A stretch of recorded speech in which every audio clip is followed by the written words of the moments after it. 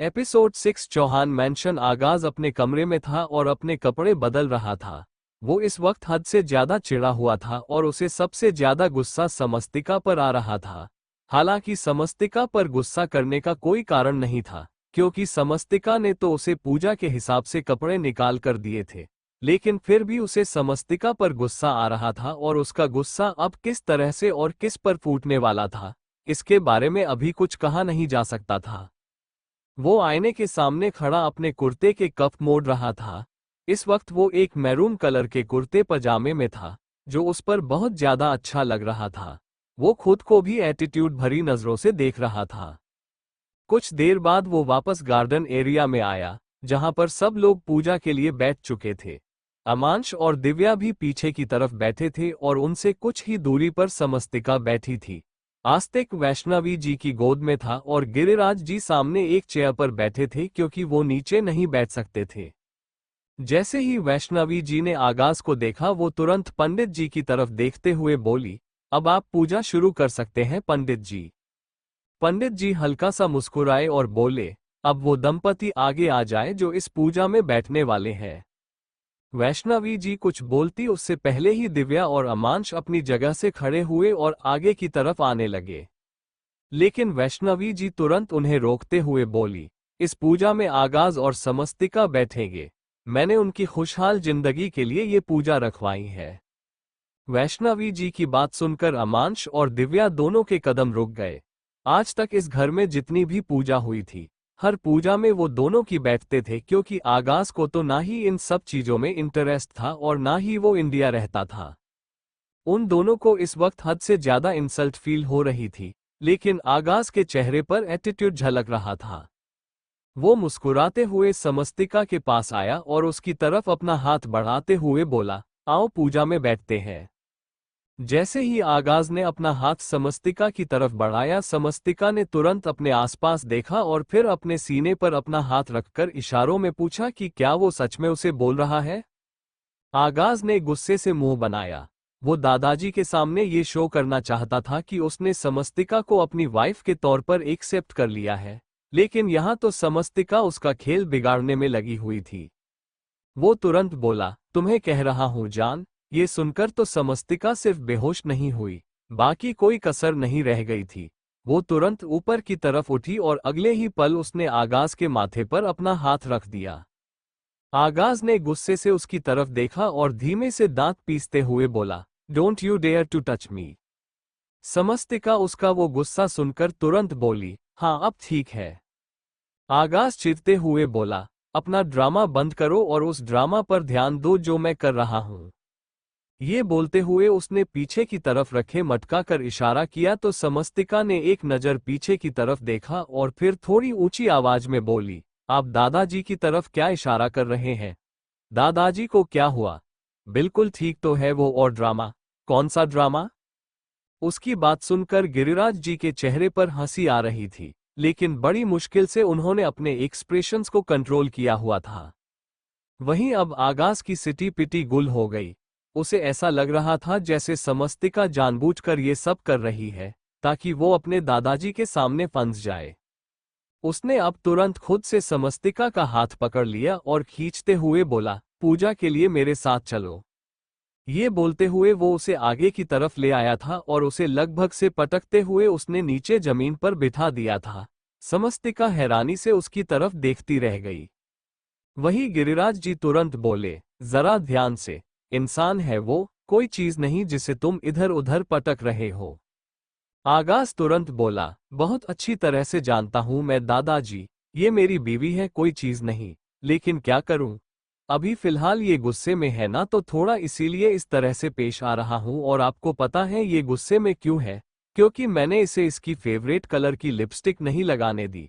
लेकिन आप ही बताइए, मैं इसे रेड कलर की लिपस्टिक कैसे लगाने दूं? ये उसमें बिल्कुल तोते जैसी लगती है। फिर इसे देखते ही मेरी हंसी छूट जाती है। बीवी वाली नहीं बल्कि जोकर वाली फील आती है। ये बोलते हुए वो तिरछी नजरों से समस्तिका की तरफ देख रहा था और समस्तिका अपनी इंसल्ट भरी बातें सुनकर उसे घूर रही थी। आगाज तुरंत अब अपनी जगह पर बैठा और सबके सामने मुस्कुराते हुए लेकिन समस्तिका के बिल्कुल करीब होकर थोड़े व्यंग भर लहजे से बोला, तुम्हें क्या लगा जुबान सिर्फ तुम्हारी चलती है? जहां पर आगाज चौहान बोलना शुरू करता है ना, वहां पर बड़ों बड़ों की जुबान बंद हो जाती है और मेरे सामने अपनी घटिया जुबान सोच समझ कर खोलना। समस्तिका अभी भी थोड़े गुस्से से उसे देख रही थी।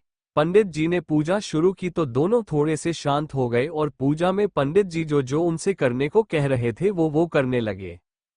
पंडित जी आगाज की तरफ देखते हुए बोले, अब आप अपनी पत्नी के हाथ के नीचे अपना हाथ रखिए।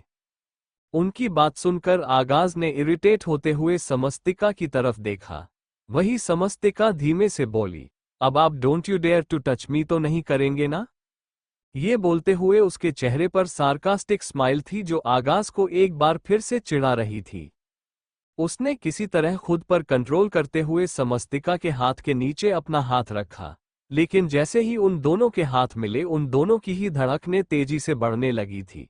आगाज ने आज तक किसी के लिए इस तरह की फीलिंग्स महसूस नहीं की थी जो अब उसे समस्तिका को टच करने पर होती थी, लेकिन वो किसी भी तरह से इन फीलिंग्स को अपनाने नहीं वाला था। पंडित जी ने मंत्र पढ़ने शुरू किए और फिर आगाज और समस्तिका हवन में आहुति दे रहे थे। वैष्णवी जी मुस्कुराते हुए उन दोनों की तरफ देख रही थी और आस्तिक का चेहरा भी खिला हुआ था। कुछ ही दिनों में उसकी जिंदगी कितनी बदल गई थी। कुछ दिन पहले उसकी जो माँ होश में भी नहीं रहती थी वो अब उसके सामने ही एक पूजा में बैठी थी और अच्छे से उस पूजा को पूरा कर रही थी। कुछ देर बाद पूजा खत्म हुई तो पंडित जी आगाज की तरफ देखते हुए बोले, अब आप अपनी बीवी की मांग एक बार फिर से भरेंगे। आगाज ने हैरानी से उनकी तरफ देखा। तभी गिरिराज जी बोले, ये हमारे घर की रस्म है। जब भी यहाँ कोई नई शादी होती है तो इसी तरह से ये पूजा होती है और पति को अपनी पत्नी की मांग भरनी पड़ती है। लेकिन अगर तुम्हें कोई प्रॉब्लम है तो। उनकी बात पूरी होती उससे पहले ही आगाज बोला, मुझे कोई प्रॉब्लम नहीं है दादाजी। समस्तिका मेरी बीवी है, उससे मैंने पूरी रस्मों से शादी की है तो एक बार फिर से मुझे उसकी मांग भरने में कोई प्रॉब्लम नहीं। ये बोलकर उसने ना सिर्फ अपनी चुटकी में सिंदूर लिया बल्कि अपनी पूरी मुट्ठी में सिंदूर लेकर उसकी मांग में सजा दिया। बहुत सारा सिंदूर समस्तिका की नाक पर आकर गिरा। समस्तिका की पलकें झपक तक नहीं रही थी। वो हैरानी से आगाज की तरफ देख रही थी और आगाज का चेहरा एकदम एक्सप्रेशनलेस था। पूजा खत्म होने के बाद सब लोग अपनी अपनी जगह से उठे।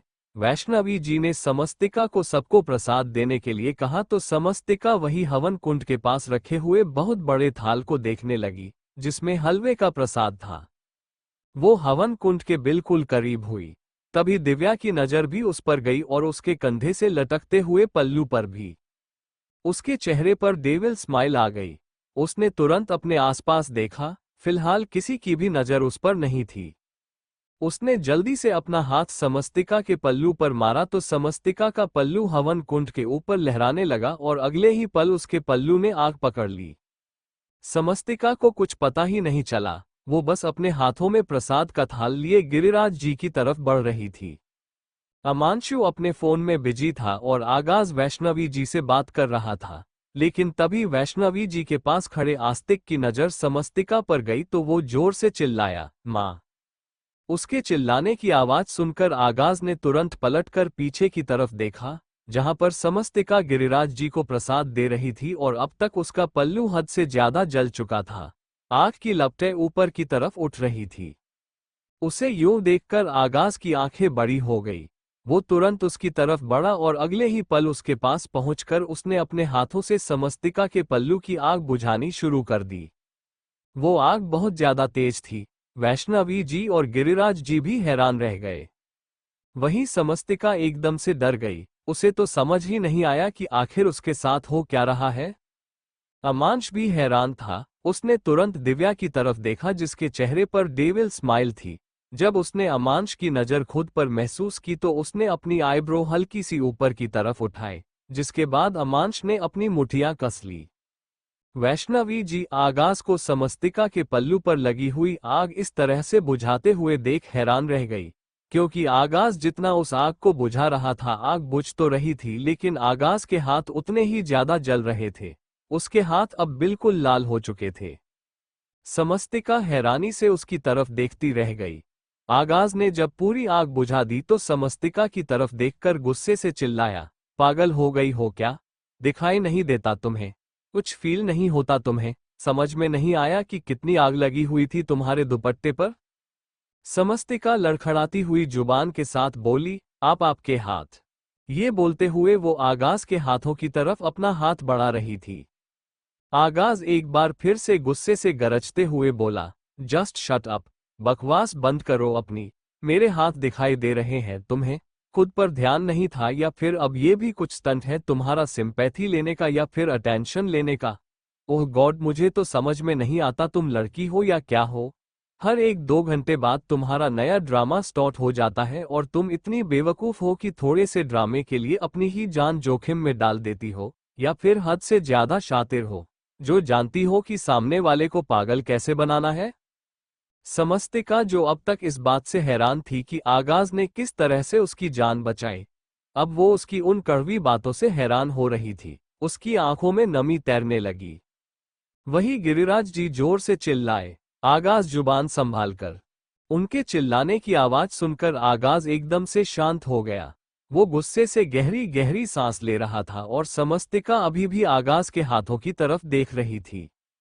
उसने उसके हाथों को हल्का सा छुआ तो आगाज ने तुरंत अपने हाथ पीछे खींच लिए और बिना एक पल रुके सीधा मेंशन के अंदर जाते हुए अपने रूम में चला गया। आस्तिक तुरंत समस्तिका के पास आया और उसके पैरों से लिपटकर बोला, आप ठीक तो है ना माँ? समस्तिका अभी भी थोड़े सदमे में थी।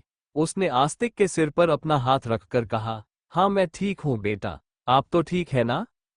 आस्तिक ने अपना सर हाँ में हिलाया। वैष्णवी जी तुरंत उसके पास आई और बोली, आस्तिक को मैं संभालती हूँ, तुम आगाज के पास जाओ या फिर अगर तुम कहो तो मैं चली जाऊं? उनकी बात पूरी होती उससे पहले ही समस्तिका बोली, नहीं आप आस्तिक को संभालिए, मिस्टर चौहान के पास मैं जाती हूँ। ये बोलकर वो एक नज़र प्यार से आस्तिक को देखकर चौहान मैंशन के अंदर चली गई। वैष्णवी जी ने गिरिराज जी की तरफ देखा तो गिरिराज जी ने हल्की सी अपनी पलकें झपकाई। दिव्या और अमांश अभी भी एक दूसरे की तरफ देख रहे थे। समस्तिका रूम के अंदर आए तो देखा आगाज गुस्से से कांपते हुए बालकनी के दरवाजे पर खड़ा था और स्मोक कर रहा था। उसका हाथ जला हुआ था लेकिन उन पर दवाई लगाने की बजाय वो अपना सीना और जला रहा था। वो तुरंत उसके सामने आकर खड़ी हुई और बोली, आपके हाथ जले हुए हैं और आप दवाई लगाने की बजाय खुद को और ज्यादा जला रहे हैं। आगाज गुस्से से बोला, तुमसे मतलब, अपने काम से काम रखो। एक ड्रामा खत्म हो गया ना, अब जाओ जाकर दूसरे ड्रामे की प्लानिंग करो। अब कौन सा हादसा तुम्हें अपने साथ क्रिएट करना है ये सब सोचने में टाइम तो लगता होगा ना। समस्तिका ने उसकी बातें सुनी। उसकी बातों से उसे तकलीफ हुई लेकिन उसने कोई जवाब नहीं दिया और चुपचाप कैबिनेट की तरफ बढ़ गई, जहां पर मेडिकल बॉक्स रखा हुआ था। कल उसने आगाज के फूटे हुए माथे को सही किया था और अब वो उसके जले हुए हाथ पर दवा लगाने वाली थी। जैसे ही वो मेडिकल बॉक्स लेकर आगाज के सामने आकर खड़ी हुई, आगाज गुस्से से बोला, खबरदार अगर मुझे हाथ भी लगाया तो। समस्तिका उसकी तरफ देखते हुए बोली, आप मुझे मेरे एक सवाल का जवाब देंगे? आगाज ने सवालिया नजरों से उसे देखा। समस्तिका एकदम एक्सप्रेशन लेस होकर बोली, आप मुझे ड्रामेबाज कहते हैं, लेकिन कभी आपने अपना ड्रामा नोटिस किया है? मेरा मतलब है कभी आपने खुद की तरफ देखा है कि आप क्या कर रहे हैं? आगाज दांत पीसते हुए बोला, वॉट डू यू मीन? समस्तिका अब उसके बिल्कुल करीब हुई और उसके हाथ से सिगरेट लेने लगी। आगाज ने तुरंत अपना हाथ पीछे खींचा और बोला, औकात में रहो। समस्तिका ने अगले ही पल उसे गिरेबान से पकड़ लिया और पंजों के बल ऊपर की तरफ उठी, क्योंकि अगर वो ऐसा नहीं करती तो वो आगाज के हाथ से वो सिगरेट नहीं छीन पाती जो उसने हद से ज्यादा पीछे की तरफ कर रखी थी। जैसे ही उसका हाथ आगाज के हाथ तक पहुंचा, आगाज ने तुरंत अपना हाथ दूसरी तरफ करना चाहा, लेकिन अचानक ही वो सिगरेट समस्तिका के हाथ पर लगी और समस्तिका ने हल्की सी आह भरी। आगाज तुरंत उसे देखने लगा। चौहान मैंशन। आगाज समस्तिका से अपना हाथ दूर कर रहा था क्योंकि वो नहीं चाहता था समस्तिका उसे छुए, लेकिन समस्तिका उसके जख्मी हाथ पर मरहम लगाना चाहती थी, जो उसकी वजह से ही जख्मी हुआ था, क्योंकि आगाज ने समस्तिका को आग लगने से बचाया था। लेकिन इस चक्कर में आगाज के हाथ में जो सिगरेट थी वो समस्तिका के हाथ पर लग गई और समस्तिका के होठों से हल्की सी आह निकल गई। उसकी आह को सुनते ही आगाज ने तुरंत उसकी तरफ देखा। समस्तिका ने भी अपने हाथ की तरफ देखना शुरू कर दिया था। उसके हाथ पर सिगरेट जलने का निशान बन चुका था और समस्तिका के चेहरे पर एक्सप्रेशन ऐसे थे जैसे उसे सच में काफी ज्यादा दर्द महसूस हो रहा हो। आगाज ने तुरंत उसकी कलाई को पकड़ा और बोला, ज्यादा तो नहीं लग गई? जैसे ही उसके मुंह से ये बात निकली, समस्तिका ने तुरंत नजर उठाकर उसकी तरफ देखा और अगले ही पल उसके हाथ को कसकर पकड़ लिया।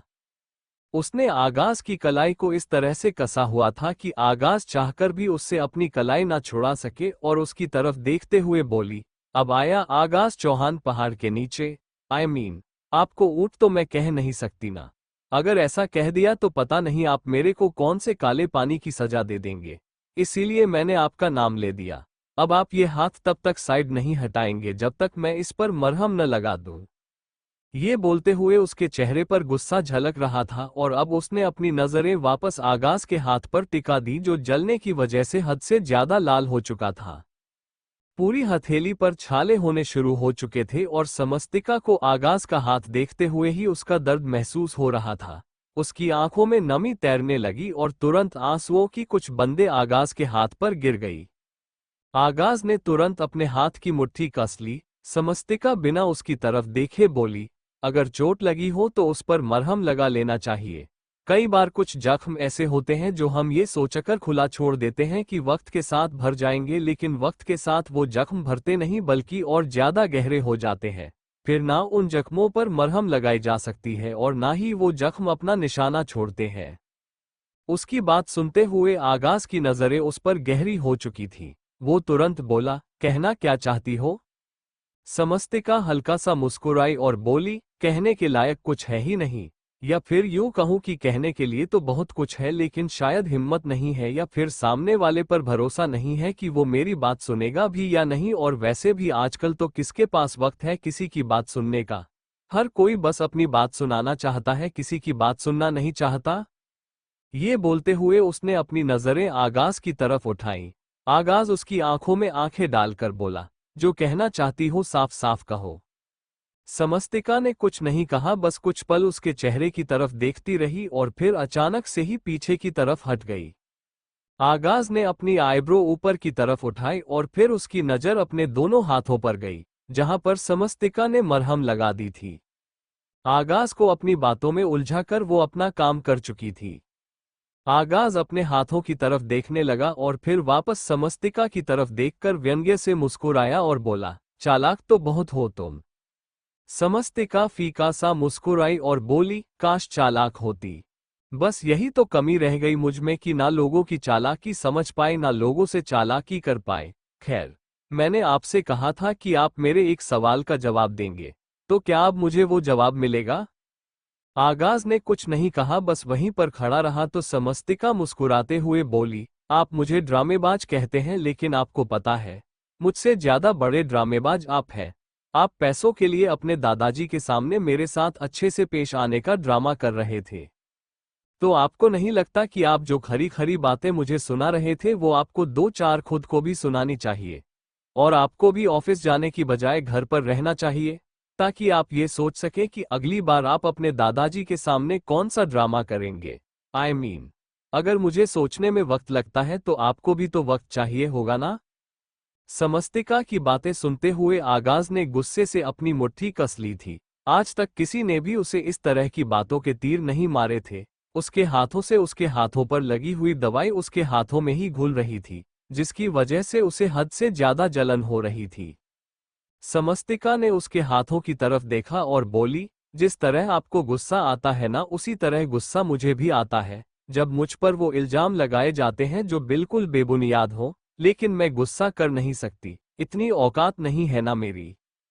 अब आगाज चौहान के सामने बेशक उसकी पत्नी समस्तिका चौहान हो, लेकिन हूं तो नाम की पत्नी ना।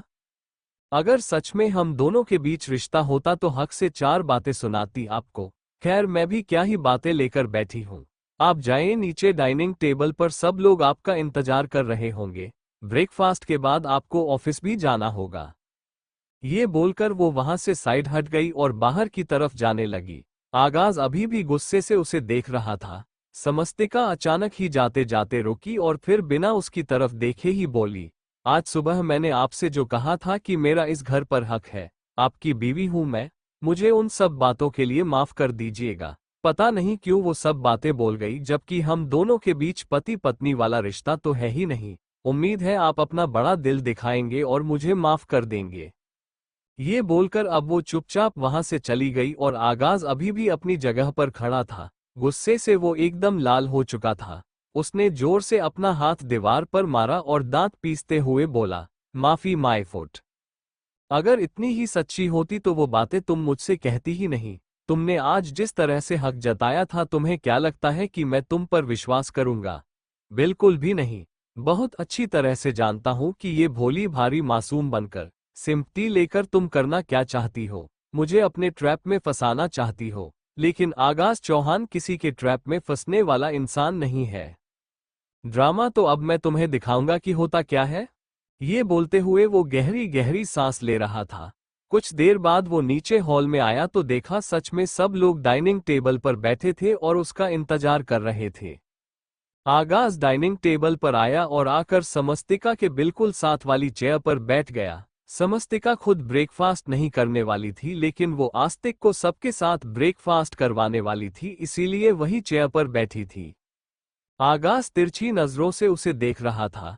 गिरिराज जी उन दोनों की तरफ देखते हुए बोले, चौहान मैंशन में हमेशा जब भी शादी हुई है तो उस शादी में पूरी रस्में निभाई जाती है, लेकिन तुम दोनों की शादी में बहुत कुछ ऐसा है जो हमसे छूट गया।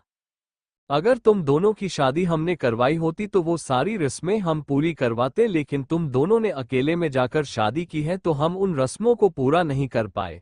लेकिन अब जो रस्में रह गई हैं उन्हें हम पूरा करना चाहते हैं, इसीलिए आज के बाद तुम दोनों जब भी खाना खाओगे तो एक दूसरे के साथ खाओगे, एक थाली में खाओगे। चौहान मैंशन में हर दंपति शादी के बाद के 40 दिन एक दूसरे के साथ ही खाना खाता है। पिछले 2 दिन से आगाज तुम घर पर देरी से आ रहे हो और ढंग से खाना नहीं खा रहे हो, तो समस्तिका ने भी ढंग से खाना नहीं खाया है। लेकिन अब ये मेरा ऑर्डर समझो या फिर कुछ भी, आई डोंट केयर। लेकिन तुम दोनों अगर खाना खाओगे तो एक दूसरे के साथ, वरना तुम्हें भूखा रहना पड़ेगा। उनकी बात सुनते हुए आगाज और समस्तिका दोनों हैरान थे। आगाज तो गिरिराज जी को बड़ी बड़ी आंखों से देख रहा था, जबकि समस्तिका ने अपनी नजर तुरंत झुका ली थी। उसे समझ नहीं आ रहा था कि आखिर वो उस इंसान के साथ कैसे खाना खा सकती है जो खाने से ज्यादा तो हवा खाता है। वैष्णवी जी मुस्कुराते हुए बोली, यही वक्त है जब तुम दोनों इस तरह एक दूसरे के साथ खाना खाओगे, वरना बाद में तो कहाँ ही मौका मिलता है। तुम काम में बिजी हो जाओगे और ये बच्चों में। ये बोलते हुए उन्होंने पहले आगाज की तरफ देखा और फिर समस्तिका की तरफ। समस्तिका बस हल्का सा मुस्कुरा कर रह गई। वैष्णवी जी के इशारे पर सर्वेंट ने उन दोनों को खाना सर्व करना शुरू कर दिया। आगाज ने खाने की प्लेट लगाते हुए देखा तो तिरछी मुस्कुराहट के साथ बोला, अगर मैं सच कहूं तो मैं भी यही चाहता था। आई मीन, समस्तिका से शादी बेशक मैंने अपनी मर्जी से नहीं की, लेकिन अब मुझे लगता है कि यही मेरे लिए परफेक्ट चॉइस है। पर समस्तिका को आप लोगों के सामने इस तरह खाने में शर्म आती, इसीलिए मैं कुछ कह नहीं पाया। पर अब तो तुम्हें कोई प्रॉब्लम नहीं है ना जान? ये बोलते हुए उसने समस्तिका की तरफ देखा तो उसकी जान कहना भी समस्तिका को जानवर से कम नहीं लगा। वो एक बार फिर से मुस्कुराई और बोली, जैसा आप कहें। और उसका जैसा आप कहें भी आगाज को किसी तंज से कम नहीं लग रहा था। समस्तिका और आगाज दोनों को यूं देखकर दिव्या और अमांश अंदर तक जल रहे थे। दिव्या ने अमांश के साथ जो कुछ किया, उसके बाद अमांश को उस पर हद से ज्यादा गुस्सा आ रहा था, लेकिन उसे मौका ही नहीं मिला दिव्या के साथ अपने रूम में जाने का, ताकि वो उस पर अपना गुस्सा उतार सके। और अब समस्तिका को आगाज के साथ देखकर उसका गुस्सा और भी ज्यादा बढ़ रहा था। वहीं आगाज और समस्तिका दोनों ने एक थाली में खाना शुरू किया तो गिरिराज जी उन दोनों की तरफ देखकर मुस्कुराए और बोले, तुम दोनों को देखकर मुझे कितना सुकून मिल रहा है, मैं तुम्हें बता नहीं सकता। ऐसा लगता है जैसे अब मैंने अपनी पूरी जिंदगी सुकून से बीता ली हो और अब मैं चैन से इस दुनिया से जा सकता हूँ। उनकी बातें सुनकर वैष्णवी जी तुरंत बोली, पापा जी आप ये कैसी बातें कर रहे हैं, प्लीज ऐसा कुछ मत कहिए। गिरिराज जी अभी भी मुस्कुरा रहे थे। वहीं उनकी बातें सुनकर समस्तिका को बहुत अजीब सा फील हो रहा था। वो गिरिराज जी को कितना बड़ा धोखा दे रही थी। उसके और आगाज के रिश्ते का सच तो ये था कि वो दोनों एक दूसरे को नजर भर देख भी नहीं सकते थे, और कहाँ गिरिराज जी उन दोनों के रिश्ते को परफेक्ट समझ रहे थे। तभी अचानक उसकी नजर आगाज पर गई, जो उसकी प्लेट में रखी हुई दही के कटोरे में नमक डाल रहा था। उसने दही में नमक नहीं डाला था, बल्कि ऐसा लग रहा था जैसे नमक में थोड़ी सी दही डाली है। समस्तिका की आंखें बड़ी हो गईं। आगाज उसकी तरफ देखकर मुस्कुराया और बोला, मैं दही नहीं खाता हूं, लेकिन तुम्हें तो दही बहुत ज्यादा पसंद है ना। अब जल्दी से अपना ये पराठा और दही फिनिश करो। ये बोलते हुए उसने समस्तिका के सामने एक पराठा बढ़ा दिया। समस्तिका दांत पीसते हुए उसे देख रही थी, लेकिन किसी और के सामने उसने अपने एक्सप्रेशंस नहीं आने दिए।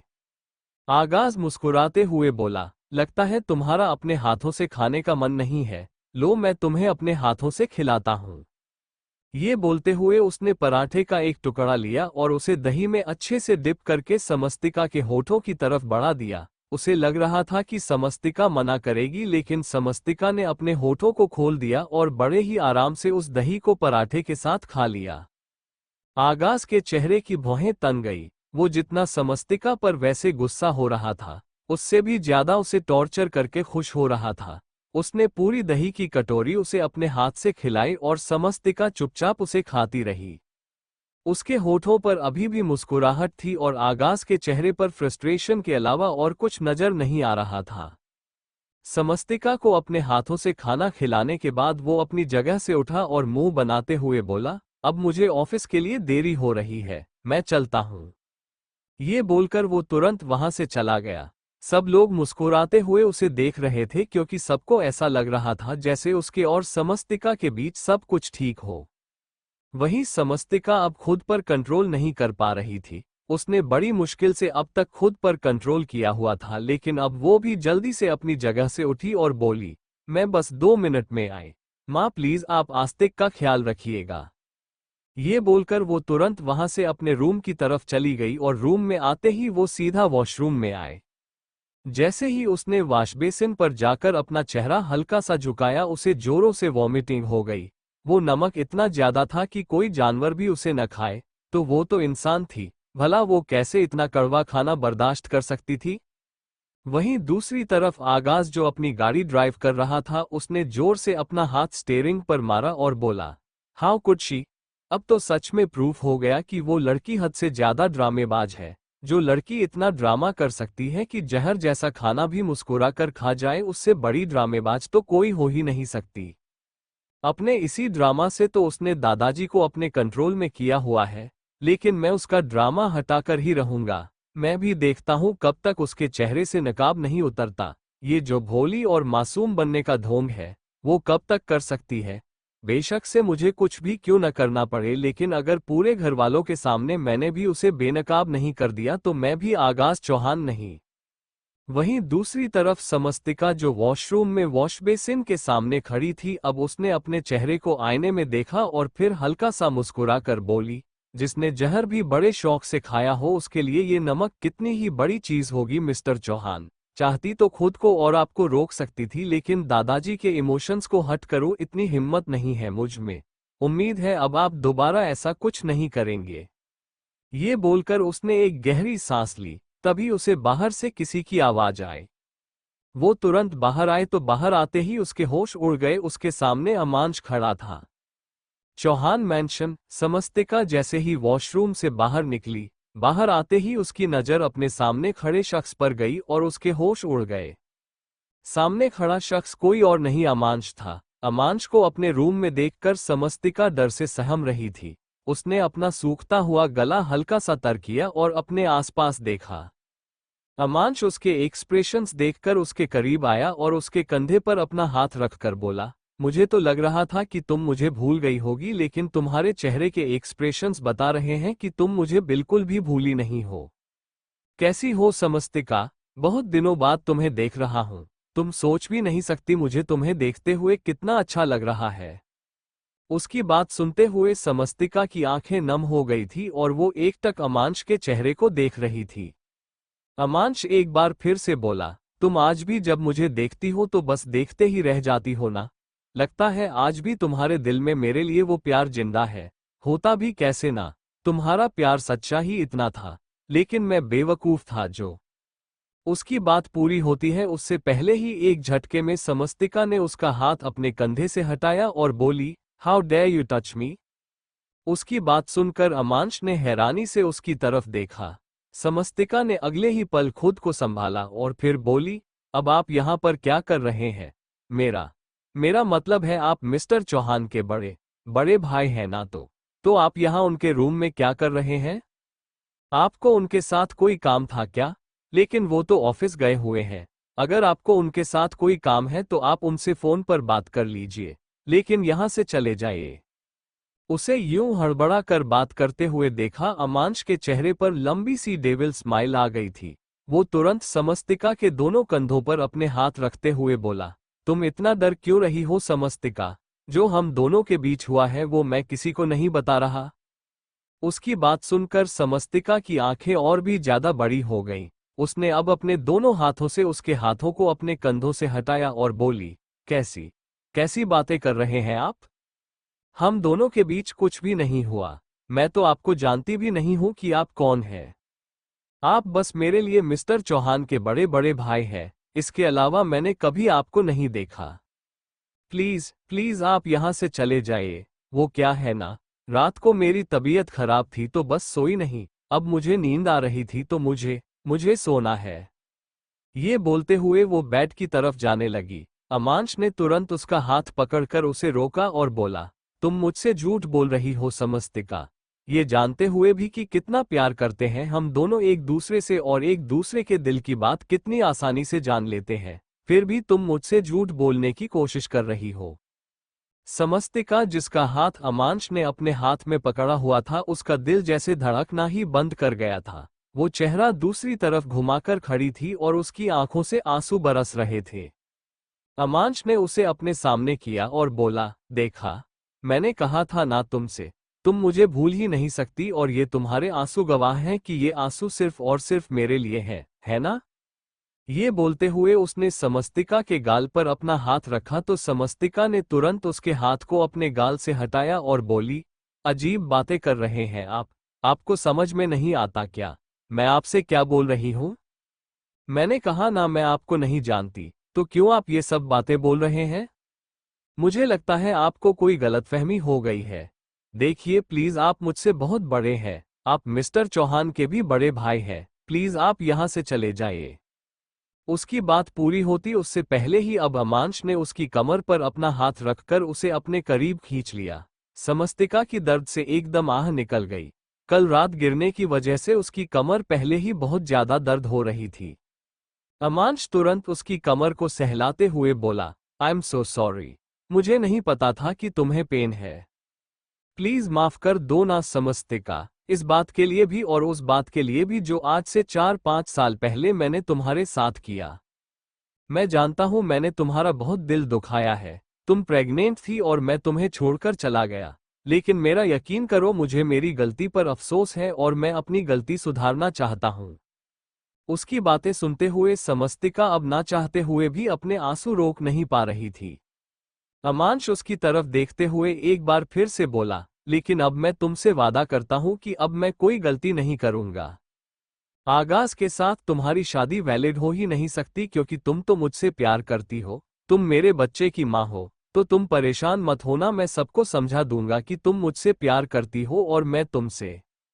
उसकी बातें सुनते हुए समस्तिका न सिर्फ रो रही थी बल्कि उसके चेहरे पर फ्रस्ट्रेशन और हैरानी दोनों साफ नजर आ रही थी।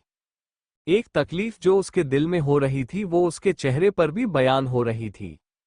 उसने अमांश को जोर से धक्का दिया और बोली, खबरदार अगर आपने मेरे से इस तरह की कोई बात की तो। आपको अगर एक बार में ही कोई बात समझ नहीं आती है तो मुझे बता दीजिए, मैं आपको लिख कर देने को तैयार हूं। जब मैंने आपसे एक बार कह दिया कि मैं आपको नहीं जानती मतलब नहीं जानती। आप ये जो घटिया बातें मुझसे कर रहे हैं प्लीज इन्हें बंद कर दीजिए और जाकर अपनी बीवी के साथ कीजिए। मुझे इन सब को सुनने में कोई इंटरेस्ट नहीं। मेरी और मिस्टर चौहान की शादी हो चुकी है और मैं सिर्फ उनकी पत्नी हूं। मुझे नहीं पता आप किसे ढूंढ रहे हैं, लेकिन वो लड़की मैं तो बिल्कुल भी नहीं हूं, और अब आखिरी बार कह रही हूं मैं आपसे, चले जाइए यहां से वरना। उसकी बात सुनते हुए अब अमांश का चेहरा गुस्से से कांपने लगा था। उसने अब गुस्से से समस्तिका की कलाई पड़ी और जोर से मरोड़कर उसकी पीठ से लगा दी। समस्तिका की दर्द से आह निकल गई। अमांश उसके चेहरे पर झुका और बोला, मैं तुझे प्यार से मना रहा हूं और तू है कि हाँ करने की जगह मुझे एटीट्यूड दिखा रही है। ऐसे एक्टिंग कर रही है जैसे तू मुझे पहचानती ही नहीं। भूल गई क्या कि मैं कौन हूं? वो जिसके साथ बिस्तर पर कितनी बार सोई है तू? लगता है ये आगाज कुछ ज्यादा ही अच्छी तरह से तुझे सेटिस्फाई कर रहा है, इसीलिए अब तू मुझे पहचाने से इनकार कर रही है। लेकिन भूल मत कि आस्तिक मेरा बेटा है। 1 मिनट नहीं लगेगा मुझे सबके सामने तेरी धज्जियां उड़ाने में। उसकी बातें सुनते हुए समस्तिका की आंखों से आंसू गिर रहे थे, लेकिन उसके होठों पर व्यंग भरी मुस्कुराहट थी। अमांश उसके चेहरे पर झुके हुए ही बोला, मेरे सामने ना ये ड्रामा मत करना। बहुत अच्छी तरह से जानता हूं मैं तुझ जैसी लड़कियों को। साला जब मेरे सामने सती सावित्री बनने का ढोंग करती थी ना, तभी समझ गया था मैं कि जितना तू ये सती सावित्री बनने का ड्रामा करती है ना, उतनी ही ज्यादा घटिया है तू। तुझ जैसी लड़कियां पैसों के पीछे किसी के बिस्तर पर भी बिछने को तैयार हो जाती हैं। इसीलिए तो अब जैसे ही कंपनी के 60% शेयर्स तुझे मिले तो साला मुझे पहचानने से इनकार कर रही है। लगता है तुझे तेरी औकात दिखानी पड़ेगी। ये बोलते हुए अमांश ने अपने जबड़े कैसे हुए थे, वो आगे कुछ बोलता उससे पहले ही उसे बाहर से किसी के कदमों की आहट सुनाई देने लगी। उसने तुरंत समस्तिका का हाथ छोड़ दिया और उससे थोड़ा दूर होकर खड़ा हो गया। कुछ ही पल में दरवाजे पर दस्तक हुई। समस्तिका ने नजरें उठाकर दरवाजे की तरफ देखा तो सामने वैष्णवी जी खड़ी थीं, जिनके साथ आस्तिक भी था। वैष्णवी जी की भी नजरें तुरंत ही अमांश पर गईं और उसे वहां पर देखकर वो हैरान रह गईं। वो अंदर की तरफ आई। समस्तिका ने अब उन पर से अपनी नजरें हटा ली थी। उसकी आंखों में नमी अभी भी थी। उसने बड़ी मुश्किल से पलकें झुकाते हुए अपनी आंखों की नमी को साफ किया। वहीं वैष्णवी जी अमांश की तरफ देखते हुए बोली, तुम यहां? अमांश तुरंत हंसा और बोला, वैसे तो समस्तिका की सबसे जान पहचान हो गई है, लेकिन अब तक मेरी उससे बिल्कुल भी बात नहीं हुई थी, तो सोचा आज थोड़ी सी समस्तिका के साथ अच्छे से जान पहचान कर ली जाए, ताकि उसे इस घर में बिल्कुल भी अकेला फील ना हो। उसे लगना चाहिए ना कि यहाँ पर सब लोग उसके अपने हैं। वो मैंने सुना है कि लड़कियां जब शादी करके नए घर में आती हैं तो उन्हें काफी अनकंफर्टेबल फील होता है, तो मैं बस समस्तिका को कंफर्टेबल फील कराने की कोशिश कर रहा था। वैष्णवी जी उसकी बात सुनकर मुस्कुराई और फिर समस्तिका की तरफ देखते हुए बोली, लेकिन समस्तिका ऐसी बिल्कुल भी नहीं है। वो तो इस घर में बहुत खुश है, बहुत जल्दी सबके साथ घुल मिल गई है ना समस्तिका? ये बोलते हुए उन्होंने समस्तिका के गाल पर अपना हाथ रखा।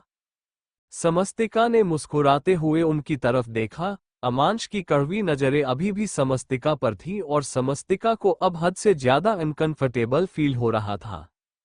वो चाहती थी कि अमांश वहां से चला जाए, लेकिन अमांश बेशर्मों की तरह वहीं पर खड़ा था।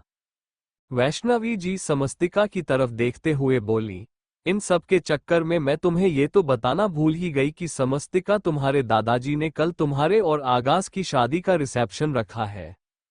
कल तुम दोनों की शादी की रिसेप्शन पार्टी होगी। उसके लिए आज रात को ही ज्वेलर और डिजाइनर आएंगे जो तुम्हारी ड्रेस और तुम्हारी ज्वेलरी डिजाइन करेंगे। समस्तिका ने मुस्कुराकर अपना सर हाँ में हिलाया। वैष्णवी जी अब अमांश की तरफ देखते हुए बोली, तुम्हें समस्तिका से और भी कोई काम है क्या? मेरा मतलब है अगर तुम फ्री हो तो तुम मेरे साथ चलो ना। रिसेप्शन पर दिव्या के लिए भी तो ड्रेस और ज्वेलरी चाहिए होगी ना, तो हम उसे डिस्कस कर लेते हैं। अमांश के पास अब कोई बहाना नहीं था वहां पर रुकने का। वो वैष्णवी जी की तरफ देखते बोला, ठीक है। ये बोलकर वो रूम से बाहर चला गया और फिर वैष्णवी जी मुस्कुराकर समस्तिका की तरफ देखते हुए बोली, तुम थोड़ी देर रेस्ट कर लो, उसके बाद मेरे साथ लंच प्रिपेयर करवाना। मैं भी तो देखूं मेरी ये छोटी बहू कितना टेस्टी खाना बनाती है। उस दिन जो हुआ था उसे भूल जाओ। समस्तिका मुस्कुराकर बोली, भूलना ही तो चाहती हूं माँ, वो हर एक कोशिश जो सिर्फ तकलीफ देती है।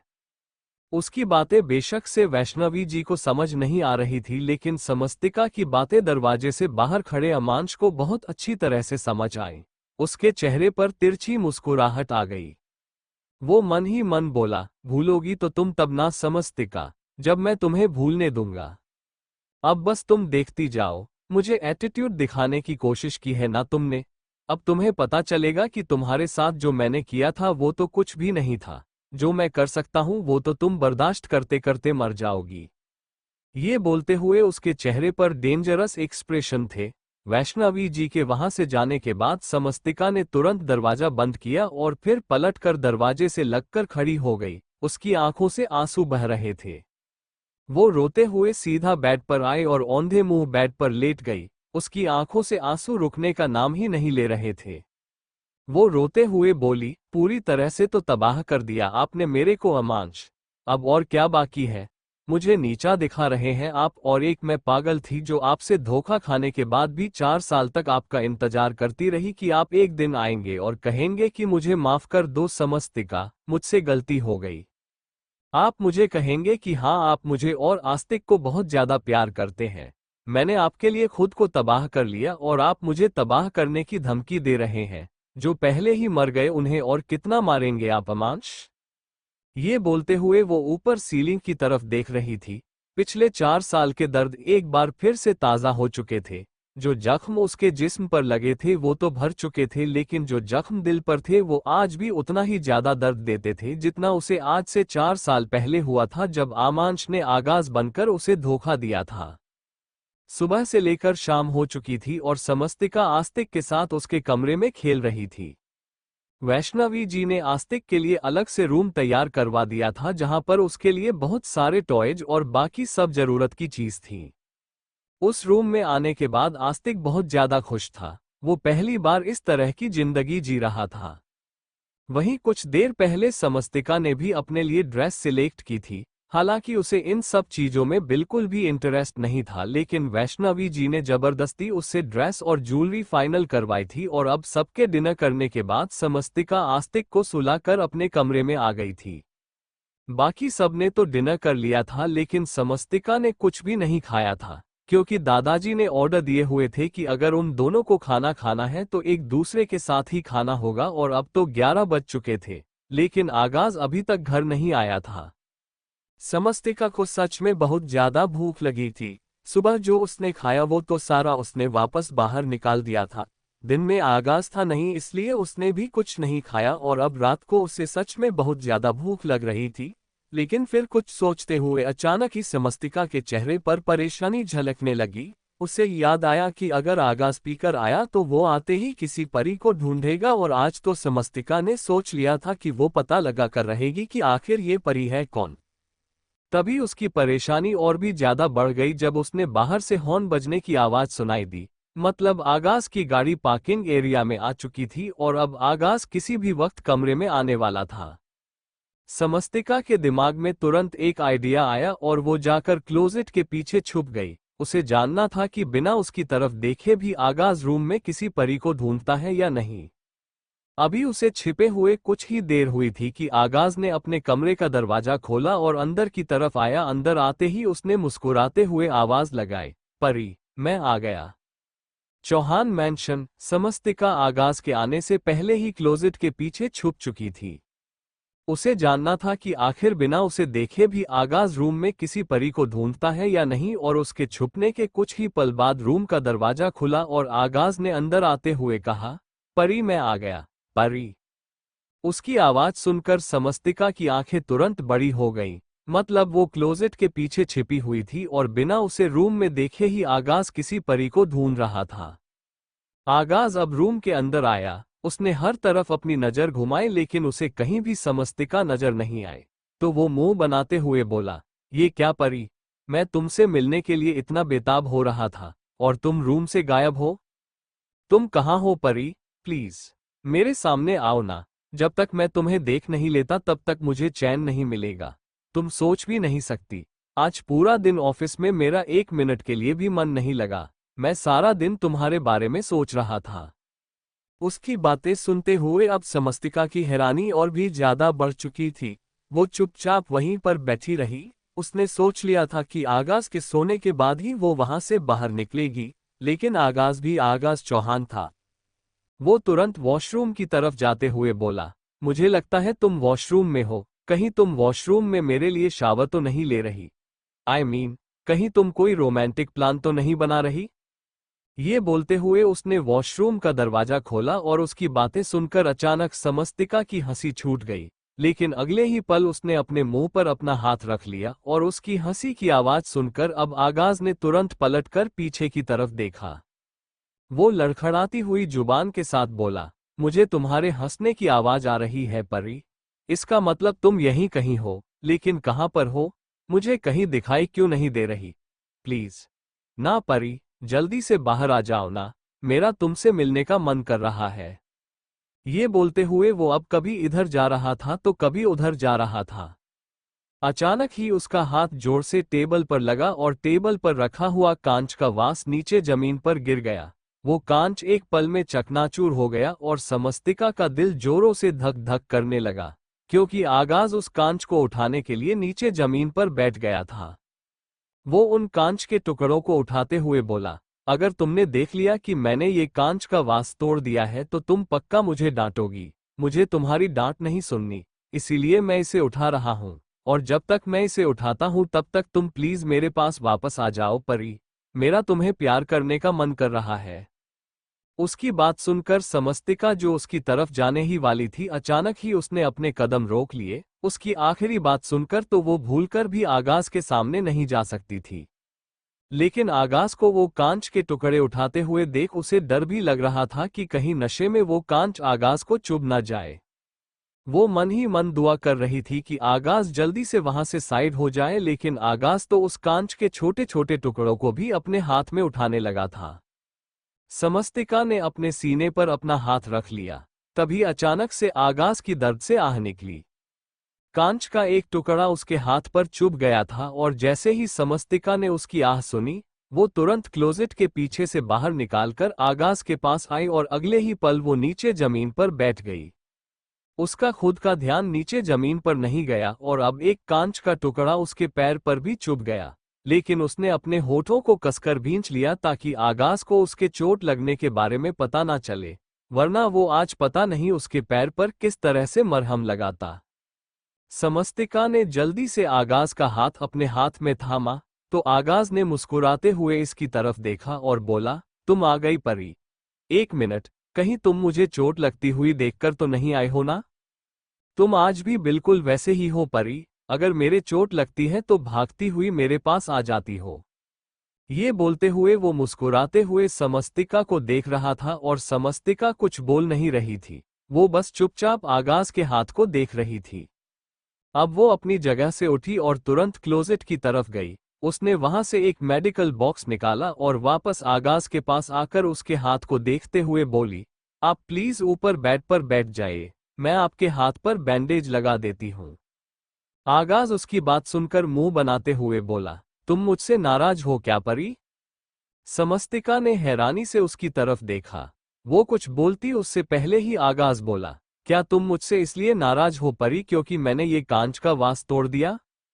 समस्तिका तुरंत अपना सर नाम में हिलाकर बोली, मैं आपसे नाराज नहीं हूं चौहान साहब। उसके मुंह से चौहान साहब सुनकर आगाज हल्का सा मुस्कुराया और बोला, अगर तुम मुझसे नाराज नहीं हो तो फिर तुम मुझसे बात क्यों नहीं कर रही? पहले तुम मुझसे बात करो, उसके बाद मैं तुम्हें अपने हाथ पर बैंडेज लगाने दूंगा।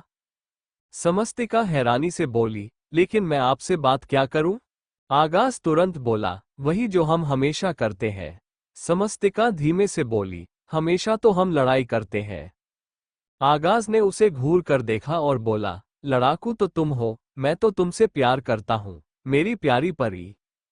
ये बोलते हुए वो उसके ऊपर गिरने को हो रहा था। समस्तिका ने जल्दी से उसे संभाला और उसे बेड की तरफ लेकर आने लगी, लेकिन आगाज तो जैसे आज और भी ज्यादा भारी हो गया था।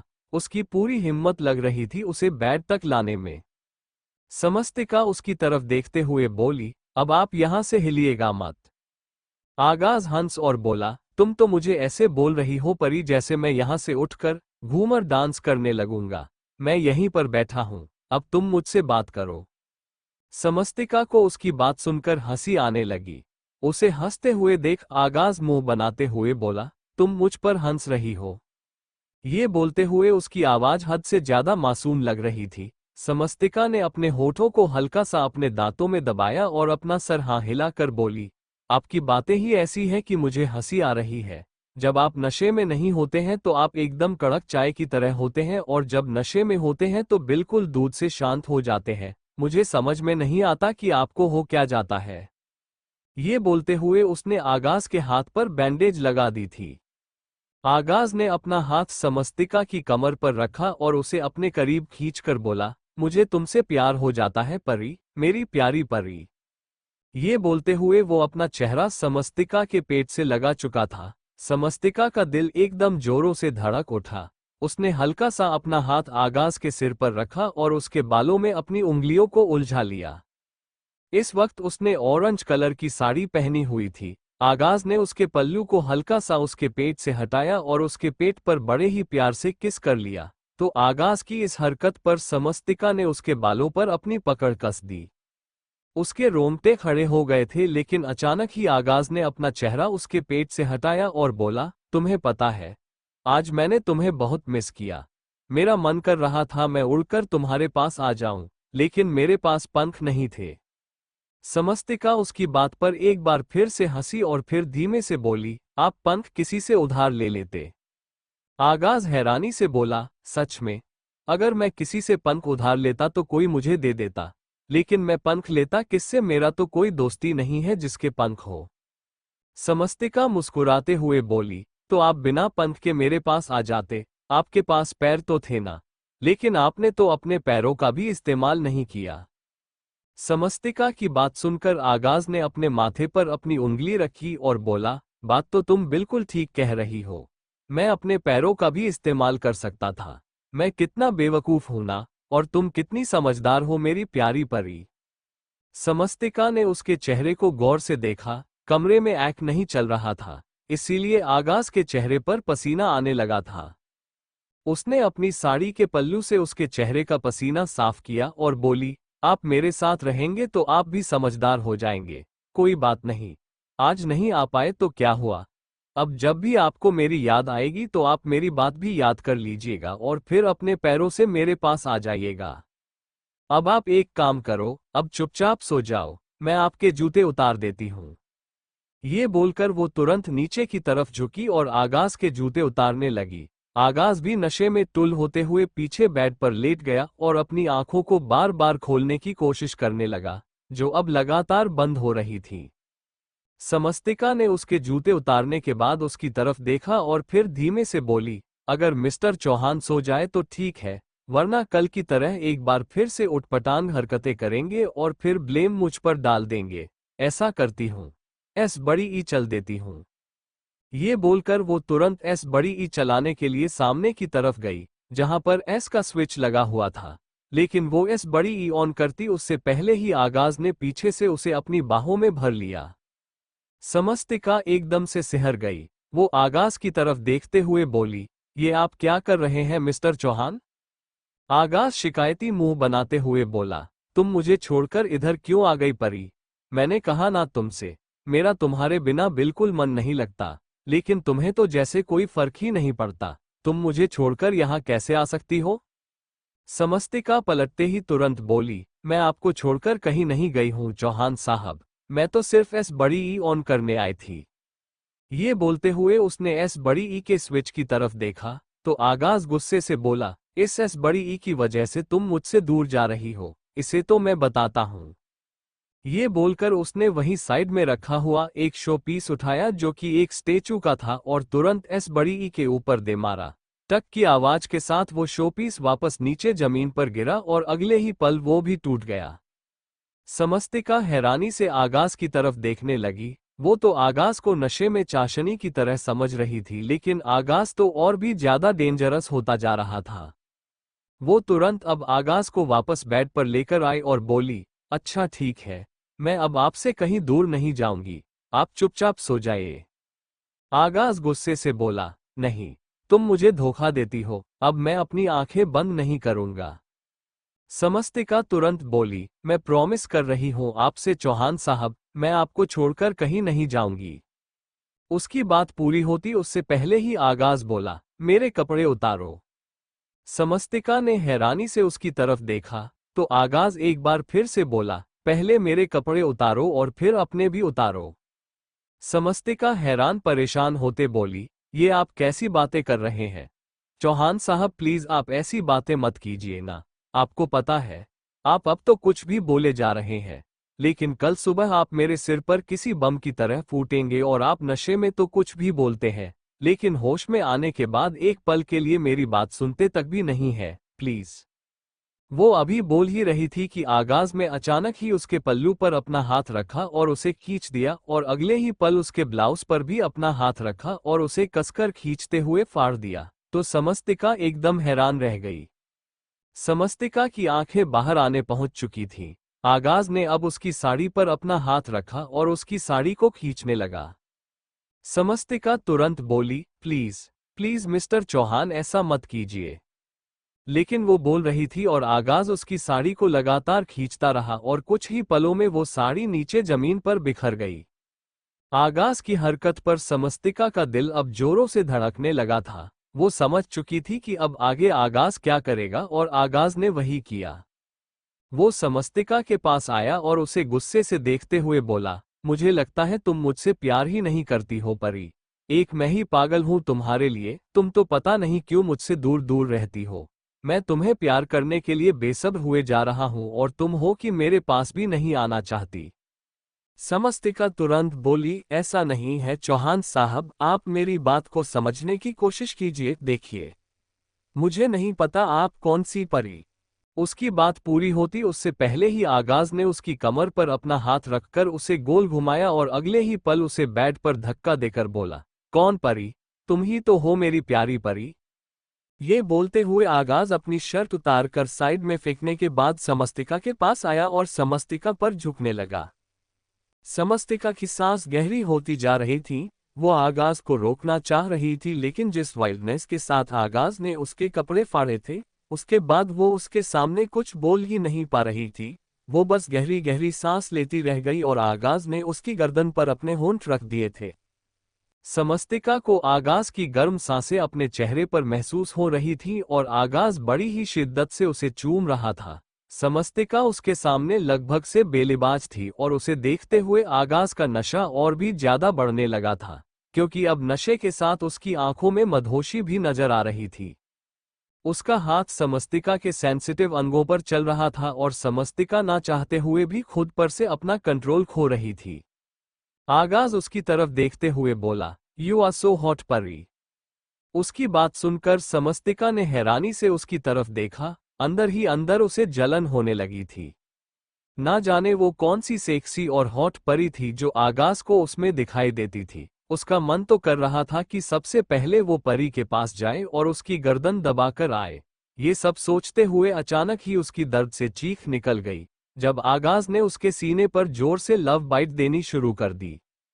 चौहान मेंशन। आगाज ने जोर से समस्तिका के सीने पर बाइट किया तो समस्तिका के दर्द से चीख निकल गई। उसने तुरंत आगाज के चेहरे पर अपना हाथ रख लिया था ताकि उसके चेहरे को अपने सीने से हटा सके, लेकिन आगाज ने उसके हाथ को ऊपर बेड पर लगा दिया था। समस्तिका ने तुरंत अपने दूसरे हाथ का इस्तेमाल किया और उसे अपने ऊपर से हटाने लगी, लेकिन आगाज ने अब उसके दोनों हाथों को ही अपने एक हाथ में कसकर जकड़ा और गुस्से से समस्तिका की तरफ देखते हुए बोला, अब अगर तुमने मुझे रोका ना परी तो मैं तुमसे बात नहीं करूंगा। समस्तिका उसकी बात सुनकर तुरंत गहरी गहरी सांस लेते हुए बोली, मुझे दर्द हो रहा है। आगाज भी जल्दी से बोला, क्या तुम मेरे लिए थोड़ा सा दर्द बर्दाश्त नहीं कर सकती? समस्तिका मुंह बनाते हुए बोली, हद है, ये कहाँ लिखा है कि दर्द बर्दाश्त करना जरूरी है? आगाज उसके होठों के बिल्कुल करीब हुआ और बोला, मैं तुमसे प्यार करता हूं परी और मेरे प्यार में तुम्हें थोड़ा बहुत दर्द तो बर्दाश्त करना ही पड़ेगा। ये बोलकर उसने समस्तिका के बाकी कपड़ों को भी उसके बदन से अलग कर दिया और फिर एक हल्का सा दर्द समस्तिका के चेहरे पर उतर आया। उसने तुरंत अपने हाथ आगाज की पीठ पर कस दी। उसकी आंखों में आगाज के लिए शिकायत और गुस्सा साफ नजर आ रहे थे, लेकिन आगाज ने जब उसके होठों पर किस करना शुरू किया तो वो गुस्सा और शिकायत दूर होने लगे, या फिर यूं कह सकते हैं कि समस्तिका भी उन पलों में खोने लगी। उसका दिल जोरों से धड़क रहा था और सांस लेने में उसे मुश्किल होने लगी थी, लेकिन आगाज तो शिद्दत से उसे किस करने में लगा हुआ था और धीरे धीरे समस्तिका भी खुद पर कंट्रोल खोने लगी और वो भी उसका साथ देने लगी। उसके होठों को चूमने के बाद आगाज उसकी गर्दन और उसके कंधों को चूमने लगा था और समस्तिका की गहरी गहरी सिसकियां उस कमरे में गूंजने लगी थी। समस्तिका की सिसकियां सुनकर आगाज उसकी तरफ देखते हुए बोला, तुम मुझसे झूठ बोलती हो परी कि तुम मुझसे प्यार नहीं करती। तुम्हारा प्यार मुझे दिखाई दे रहा है, झूठी कहीं की। उसकी बात सुनकर समस्तिका एकदम से चौंक गई। अब जाकर उसे एहसास हुआ कि वो आगाज के साथ क्या हरकतें करे जा रही है। वो पूरी तरह से उसका साथ दे रही थी। उसने तुरंत खुद पर कंट्रोल किया तो आगाज जल्दी से बोला, अब ये क्या बात हुई? मैंने तुमसे कुछ कह क्या दिया? तुमने तो मुझे प्यार करना ही बंद कर दिया। ये तो गलत बात है ना परी, प्लीज मुझे प्यार करो ना। उसकी बातें सुनते हुए समस्तिका उसे घुरे जा रही थी। ना जाने आगाज कैसी कैसी बातें कर रहा था। वो अपना चेहरा इधर उधर घुमाने लगी। आगाज एकदम से रुका और बोला, मुझे प्यार कर रही हो या नहीं? समस्तिका ने चौंकते हुए उसे देखा, लेकिन उसने उसे कोई जवाब नहीं दिया और ना ही कोई रिस्पांस दिया। आगाज जाकर बेड पर सीधा लेट गया और मुंह बनाते हुए बोला, जाओ, मुझे तुमसे बात ही नहीं करनी। समस्तिका की हैरानी और भी ज्यादा बढ़ गई। भला कोई इंसान इस सिचुएशन में कैसे ही खुद पर कंट्रोल कर सकता था? जो उन दोनों के बीच हो रहा था वो चीज ही ऐसी थी कि उसमें कंट्रोल किया ही नहीं जा सकता था। लेकिन आगाज तो ऐसे बेड पर लेट गया था जैसे वो चाय का कप पी रहा और चाय बीच में छोड़कर साइड हो गया हो। समस्तिका हैरानी से उसकी तरफ देखती रह गई। आगाज मुंह बनाते हुए बोला, अब से ना ही मैं तुमसे बात करूंगा और ना ही तुम्हारी तरफ देखूंगा। मैं तुमसे नाराज हूं। सिर्फ मैं ही तुमसे प्यार कर रहा हूं, तुम तो मुझसे प्यार करती नहीं। जैसे मैं तुम्हारे दोस्त नहीं, तुम्हारा दुश्मन हूं। ये बोलकर वो करवट लेकर लेट गया और समस्तिका बस उसकी तरफ देखती रह गई। कुछ देर बाद समस्तिका हल्का सा ऊपर की तरफ उठी और आगाज के चेहरे पर झुकी। उसने आगाज के सिर पर अपना हाथ रखा हुआ था। आगाज की आंखें बनती जो साफ बता रही थी कि वो गहरी नींद में जा चुका है। उसकी गहरी गहरी सांसों की आवाज काफी दूर तक सुनाई दे रही थी। वो उसकी तरफ देखकर मुस्कुराई और फिर अचानक ही उसकी मुस्कुराहट उसकी हंसी में बदल गई। उसका वो खिलखिलाना, हंसकर हंसना लगातार बढ़ता ही जा रहा था। वो आगाज की तरफ देखती, एक पल के लिए हंसती, फिर चुप होती और अगले ही पल उसकी हंसी और भी ज्यादा तेज होती। आज तक उसने आगाज जैसा इंसान नहीं देखा था। वो उसके बालों में अपना हाथ चलाते हुए बोली, क्या है आप चौहान साहब? मुझे समझ में नहीं आता कि आखिर आप इंसान हैं क्या? नशे में एकदम अफलातून बन जाते हैं, कुछ भी करते हैं, कुछ भी बोलते हैं और बिना नशे के तो एकदम खड़ूस बन जाते हैं। जैसे आपको हाथ भी लगाया तो आप किसी ज्वालामुखी की तरह फूट जाएंगे। जब नशे में नहीं होते हैं तो एक नज़र ढंग से देखते भी नहीं, और जब नशे में होते हैं तो मैं आपकी प्यारी परी बन जाती हूँ। ये बोलकर वो एक बार फिर से हंसी। शायद ये 4 साल में पहली बार था जब वो इतना ज्यादा हंस रही थी। हंसते हंसते फिर वो अचानक ही रुकी और उसकी आंखों से नमी बहने लगी। उसे खुद यकीन नहीं हो रहा था कि वो हंस रही है। वो रोते हुए बोली, पर आप जैसे भी हैं दिल के अच्छे हैं चौहान साहब। कम से कम दिल में किसी के लिए बैर तो नहीं रखते, लेकिन यहाँ तो लोग मुंह पर कुछ और होते हैं और पीठ पीछे कुछ और, चेहरे पर नकाब ओढ़ कर रखते हैं और अपना मतलब पूरा करके सिर्फ चेहरे से नकाब ही नहीं हटाते, सामने वाले को अपना चेहरा देखने लायक भी नहीं छोड़ते। आप उन लोगों से बहुत ज्यादा अच्छे हैं चौहान साहब, जो सामने वाले को सिर्फ एक खिलौना समझते हैं, इससे ज्यादा और कुछ नहीं। ये बोलते हुए उसने अपनी आंखें बंद कर ली। आंसुओं की कुछ आखिरी बूंद उसकी आंखों से निकली और वो चुपचाप अपने कपड़े पहनकर वापस बेड पर लेट गई। आगाज को कपड़े पहनने की हिम्मत उसकी नहीं थी, इसीलिए उसने सिर्फ उस पर ब्लैंकेट डाल दिया और खुद जाकर सोफे पर लेट गई। वो नहीं चाहती थी कि आगाज एक बार फिर से उसके ऊपर ज्वालामुखी की तरह फटे, लेकिन कहीं ना कहीं उसके दिल में एक सवाल जरूर चल रहा था, और वो ये था कि आखिर कौन है ये परी, जिसके बारे में जानने की बेसब्री उसके अंदर बढ़ती ही जा रही थी। कुछ देर परी के बारे में सोचते रहने के बाद आखिर उसको भी नींद आ ही गई। सुबह का वक्त, समस्तिका की आंखें जैसे ही खुली वो तुरंत अपने कपड़े लेकर वॉशरूम में गई और नहा कर रूम से बाहर निकल गई।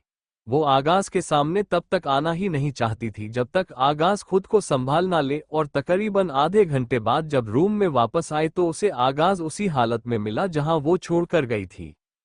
वो एक बार फिर से रूम से बाहर जाने लगी, लेकिन अचानक ही उसी वक्त आगाज की आंखें खुली और वो जोर से चिल्लाया, ओह गॉड।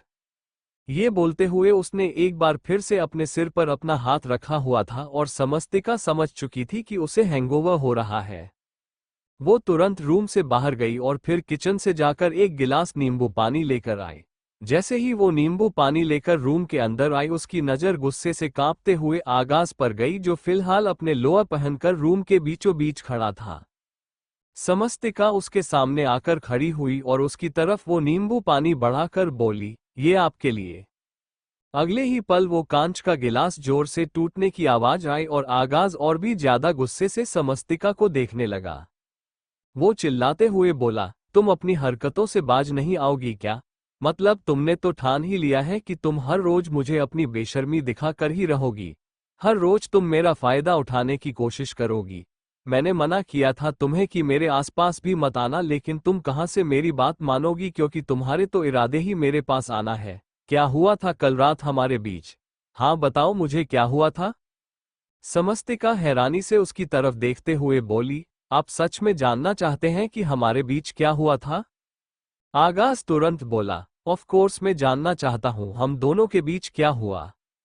ये बोलते हुए उसका चेहरा काफी ज्यादा सख्त था। समस्तिका ने नीचे जमीन पर टूटे हुए कांच की तरफ देखा और फिर आगाज की तरफ देखते हुए बोली, आपको पता है किसी प्यासे को हद से ज्यादा प्यास लगी होती है, लेकिन कोई उसे पानी का गिलास एक पल के लिए दिखाकर साइड में रख दे, उसका जो हाल होता है वो हुआ था हमारे साथ। उसकी बात सुनकर आगाज हैरानी से बोला, क्या? समस्तिका ने अपना सर हाँ में हिलाया और बोली, जी बिल्कुल यही हुआ था, आप मेरे करीब आए। हम दोनों के बीच बहुत कुछ हुआ, लेकिन होते होते एकदम से सब कुछ बंद हो गया क्योंकि आप मुझसे नाराज हो गए थे, क्योंकि मैं आपको रिस्पांस नहीं दे रही थी। आपको मेरा रेस्पॉन्स चाहिए था, लेकिन मैं आपको रिस्पांस दे नहीं पा रही थी क्योंकि मुझे वो सब कुछ बहुत अजीब लग रहा था, और इतने में आप नाराज हो गए। मैंने आपको मनाने की कोशिश की, लेकिन आपको तो पता ही आप कितने जिद्दी स्वभाव के हैं। एकदम अड़ियल घोड़ा होता है ना, उसकी तरह है आप। मैंने आपको मनाने की कोशिश भी की क्योंकि जिस हालत में आप और मैं थे, ऐसे में कंट्रोल करना थोड़ा मुश्किल होता है, लेकिन आप ठहरे अड़ियल और जिद्दी घोड़ा जो इतनी जल्दी से मानता नहीं है ना। बस आप करवट लेकर सो गए और फिर मैंने भी अपने कपड़े पहन लिए और सोफे पर आकर लेट गई। उसकी बातें सुनते हुए आगाज का मुंह खुला का खुला रह गया था। उसे इस बात की उम्मीद बिल्कुल भी नहीं थी कि समस्तिका ये सारा कुछ अपने मुंह से बोल देगी। आगाज गुस्से से चिल्ला कर बोला, जस्ट शट अप। जैसी तुम्हारी शक्ल है ना, मेरा तुम्हारा चेहरा देखने को मन नहीं करता। तुम्हारे करीब आकर इंटीमेट होना तो दूर की बात है। समस्तिका हंसी और बोली, ओह रियली? वैसे आपकी इस बात पर ज्यादा हैरानी नहीं हो रही है मुझे, क्योंकि नशे में आपको मैं समस्तिका कहाँ नजर आती हूँ, मैं तो आपको कोई परी नजर आती हूँ। देखिए, अब मैंने आपके सवाल का जवाब आपको दे दिया ना, अब आप मुझे मेरे सवाल का जवाब दीजिए। आप पहले मुझे ये बताइए कि परी कौन है? आगाज की आंखें बड़ी हो गई। वो तुरंत बोला, कौन? कौन परी? मैं किसी परी को नहीं जानता। समस्तिका जल्दी से बोली, बेवकूफ नहीं हूं मैं जो आप कहेंगे कि आप परी को नहीं जानते और मैं मान लूंगी। आज तो मैं जान कर रहूंगी कि आखिर ये परी है कौन, जिसने मेरा जीना मुश्किल कर रखा है। आप खुद बोल रहे हैं ना कि आप मेरी शक्ल नहीं देखना चाहते, तो मुझे ये बताइए ये हरकत किसने की है? ये बोलते हुए उसने हल्का सा अपने ब्लाउज को अपने कंधे से हटाया तो वहां पर काटने का निशान था। आगाज वो निशान देखकर हैरान रह गया। समस्तिका मुंह बनाते हुए बोली, अब ये मत कहिएगा कि ये मैंने खुद से काट लिया, आपकी तरह पागलों वाली हरकतें नहीं करती हूं मैं।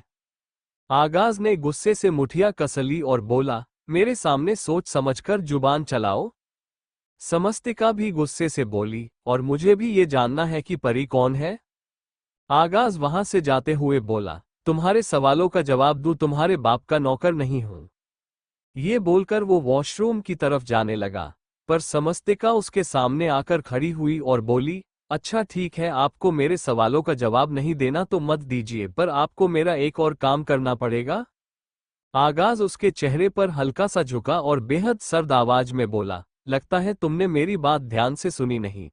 मैंने तुमसे कहा कि मैं तुम्हारे बाप का नौकर नहीं हूं जो तुम्हारे ऑर्डर्स फॉलो करूंगा। तुमने सोच भी कैसे लिया कि तुम मुझसे कुछ कहोगी और मैं तुम्हारा गुलाम बनकर तुम्हारा वो काम करूंगा? शक्ल देखी है क्या आपने? ये बोलकर वो वापस वॉशरूम की तरफ बढ़ गया। समस्तिका ने एक पल के लिए गुस्से से मुठिया कसली और फिर गहरी सांस लेकर बोली, आप मेरे नौकर नहीं हैं लेकिन मेरे पति तो है ना, और हर एक पत्नी का हक बनता है कि वो अपने पति से डिमांड कर सके, और मेरी डिमांड ये है कि मुझे फोन चाहिए। आगाज ने पलटकर उसकी तरफ देखा, समस्तिका भी उसकी तरफ ही देख रही थी।